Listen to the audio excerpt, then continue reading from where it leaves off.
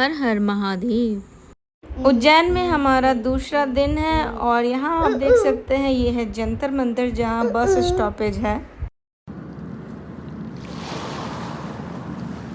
तो आज हम लोग जाएंगे ओमकारेश्वर ज्योतिर्लिंग के दर्शन हेतु, जहाँ दर्शन होंगे हमें माँ नर्मदा और महादेव का। तो आइए इस यात्रा पर शामिल हो जाइए हमारे साथ। या वीडियो को अंत तक देखें ताकि इससे जुड़ी सारी इन्फॉर्मेशन आपको मिल सके और दर्शन भी आपके अच्छे से हो जाए। हर हर महादेव। 12 ज्योतिर्लिंगों में से एक है ओमकारेश्वर ज्योतिर्लिंग, जो कि चौथे स्थान पर है। तो हरसिद्धि माता के दर्शन करने के बाद मैं ये चाय पी रही हूँ और इसके बाद हम लोग बस में 9 बजे बैठेंगे और यहाँ से हम लोग जाएंगे ओमकारेश्वर। तो उज्जैन से ओमकारेश्वर जाने के लिए आपका बस फेयर होगा 320 रुपये नॉन AC में और 500 होगा AC में। तो बस में 2.5 घंटे बैठने के बाद हमें ब्रेक मिलता है और हम नीचे उतर के ये गन्ने का जूस एंजॉय करते हैं। पास में ही होटल है, वहाँ से आप कुछ नाश्ता कर सकते हैं और आप चाहे तो कुछ एक्स्ट्रा स्नैक्स भी ले सकते हैं, क्योंकि बस अब सिर्फ 1.5 घंटे के बाद ओमकारेश्वर पहुँच जाएगी। और साथ ही साथ यहाँ पे हम लोग नीचे की तरफ जा रहे हैं और यहाँ पे हम घाटियों का लुत्फ उठा रहे हैं। ओमकारेश्वर मध्य प्रदेश में स्थित खांडवा जिले में पड़ता है। यह नर्मदा नदी के शिवपुरी नामक द्वीप में स्थित है। पूरे 4 घंटे के बाद हम पहुंच जाते हैं ओमकारेश्वर बस स्टैंड और यहां से हम लेंगे ऑटो, जिसका किराया होगा 100 रुपये पूरा रिजर्व करने का। अगर आप बस से ओमकारेश्वर आए हैं तो आपको 4 घंटे यहाँ घूमने का समय मिलेगा। अभी हम लोग नदी में जाएंगे। हम लोग आ चुके हैं अभी ओमकारेश्वर। फिलहाल यहाँ पर आप देख सकते हैं ओमकारेश्वर टेम्पल और हम लोग जा रहे हैं अभी ओमकारेश्वर। यहाँ 2 तीर्थ स्थल है, एक ओमकारेश्वर, दूसरा ममलेश्वर। लेकिन मान्यता है कि सबसे पहले आप नर्मदा नदी के उस तट पे स्थित ओमकारेश्वर का दर्शन करें, उसके बाद वापस आकर के ममलेश्वर का दर्शन करें। देखो सामने रहा ओमकारेश्वर का टेम्पल। हर हर महादेव शंभू, हर हर महादेव शंभू, हर हर महादेव शंभू, हर हर। अब हम लोग बैठेंगे यहाँ पे बोट में और नर्मदा मैया के दर्शन करेंगे। जय नर्मदे माँ। तो आप भी दर्शन कर लीजिए माता नर्मदे और ओमकारेश्वर टेम्पल का। और यहाँ पे हमें बोट वाले ने कहा है कि वो कावेरी संगम, शंकराचार्य टेम्पल वगैरह का सबका दर्शन कराएंगे, तो वहाँ हम लोग जा रहे हैं। ये है तो नर्मदा नदी के इस तट से ओमकारेश्वर के तट पर जाने का किराया आपको बोट से 50 रुपये लगेगा। साथ ही साथ अगर आप साइट सीइंग करेंगे तो आपको 150 रुपये का किराया देना है। आप चाहे तो बोट स्किप करके मेरे पीछे पुल देख सकते हैं, वो फ्री ऑफ कॉस्ट है और आप उससे भी एक तट से दूसरे तट जा सकते हैं। एक प्रचलित मान्यता के अनुसार नर्मदा माता शिव जी की पुत्री हैं, जिन्हें अविनाशी होने के वरदान के साथ भगवान शिव ने धरती पर भेजा था। एक अन्य मान्यता के अनुसार अमरकंटक पहाड़ी पर ध्यान में लीन भगवान शंकर के पसीने की बूंदों से नर्मदा माँ का जन्म हुआ। यहाँ आकर मुझे पता चला कि नर्मदा नदी हमेशा उल्टी बहती है और वो कुंवारी है और हमेशा कुंवारी ही रहेंगी। तो चलिए अब ओमकारेश्वर की तरफ बढ़ते हैं और ये कहानी मैं आगे आपको बताऊंगी। तो यहाँ हमने प्रसाद ले लिया है और अब चलते हैं हम लोग ऊपर की तरफ। तो प्रसाद का रेट थोड़ा आपको हाई मिलेगा, लेकिन फूल बहुत ही अच्छे से सजा करके दिया जाता है यहाँ पर। चलिए चलिए ऊपर चले गई है।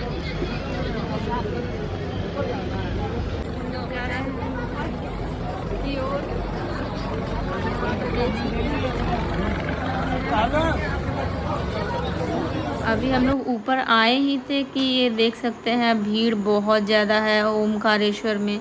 महाकालेश्वर में बहुत ज़्यादा व्यवस्थित है, लेकिन ओमकारेश्वर बहुत ज़्यादा व्यवस्थित नहीं है। और जिस टाइम पे हम लोग आए हैं उस टाइम पे बहुत भीड़ होती है यहाँ पे। तो यहाँ पे ये टीका मुझे बहुत ज़्यादा अच्छा लगा। लोग यहाँ पे बहुत सारे लोग टीका लेके घूमते हैं और सबको टीका लगाते हैं। ये अनंता और मान्या कितनी क्यूट लग रही है, मुझे बहुत अच्छा लगा ये टीका, मैंने भी लगाया है।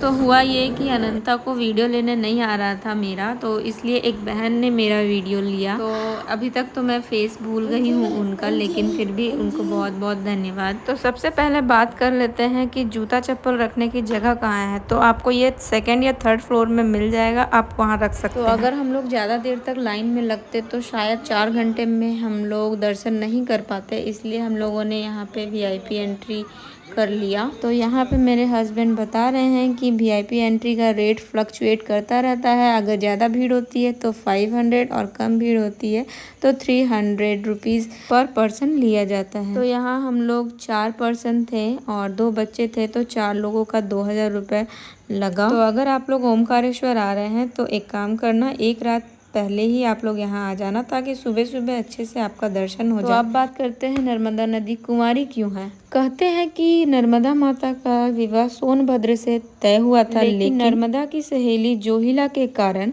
दोनों के बीच दूरियां आ गई, जिससे क्रोधित होकर नर्मदा माता ने हमेशा कुंवारी रहने का प्रण लिया और हमेशा धारा के विपरीत बहने का निर्णय भी लिया। वैसे VIP टिकट लेकर के हमने ठीक किया, क्योंकि टाइम बचने पे हम लोग दूसरी जगह घूमने जा सकते हैं। यहाँ हो रही है पूजा। इतनी भीड़ में फाइनली हम अंदर आ गए हैं, लेकिन गर्भगृह दूर है। VIP एंट्री करने के बावजूद हमें बहुत ज़्यादा स्ट्रगल करना पड़ा अंदर जाने के लिए, क्योंकि यहाँ इतनी ज़्यादा भीड़ थी कि लोगों को यहाँ उल्टी भी हो रही थी और कुछ लोग बेहोश भी हो गए थे। और बहुत ही कंजेस्टेड ये मंदिर है। और दोपहर 12 बजे के बाद लगभग 4-5 बजे तक बहुत ज़्यादा यहाँ पे भीड़ हुआ करती है।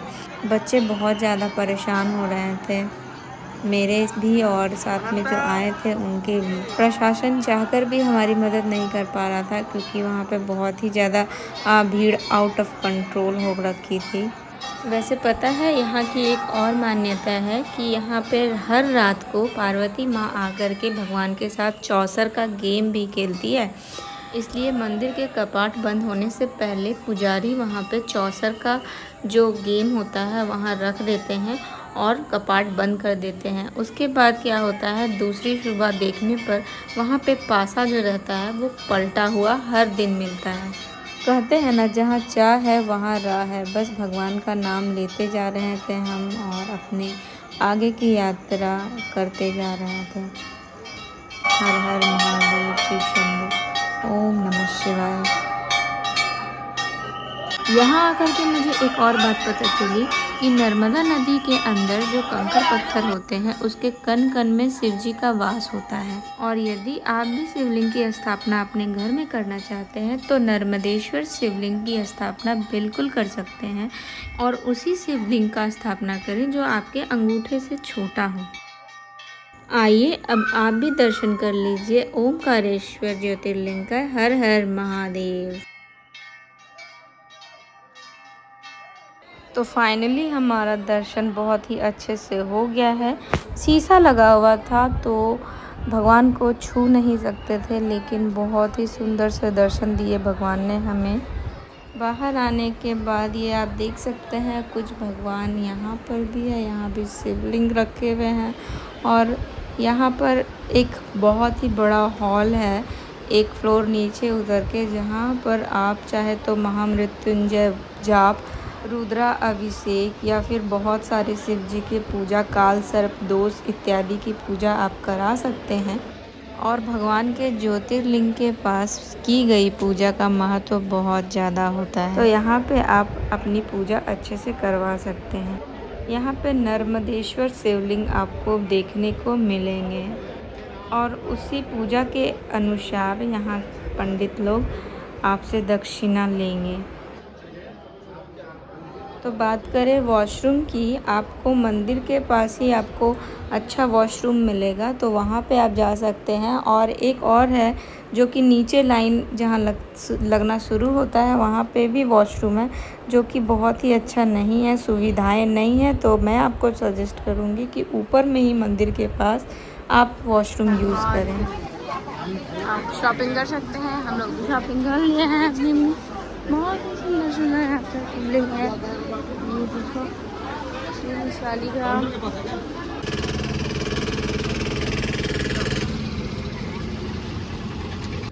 तो चलिए अब चलते हैं नर्मदा मैया की सैर करने की। यहाँ पे और क्या क्या है वहाँ पे हम देखते हैं कि कितना खूबसूरत सा ये नज़ारा है यहाँ पे। यहाँ मेरी मान्या भी आ गई है। तो अब हमने ओमकारेश्वर भगवान से विदा ले लिया है और भगवान फिर से हमें ज़रूर बुलाए, यही कामना भी करते हैं। और ये देख सकते हैं नर्मदा मैया का पावन जल कितना सुंदर लग रहा है, कितना शांत लग रहा है, कितना खूबसूरत। और यहाँ आप देख सकते हैं शंकराचार्य महागुरु भगवान शंकराचार्य का मूर्ति यहाँ पे बनाया गया है, जो कि बहुत ही विशाल या फिर बड़ा है।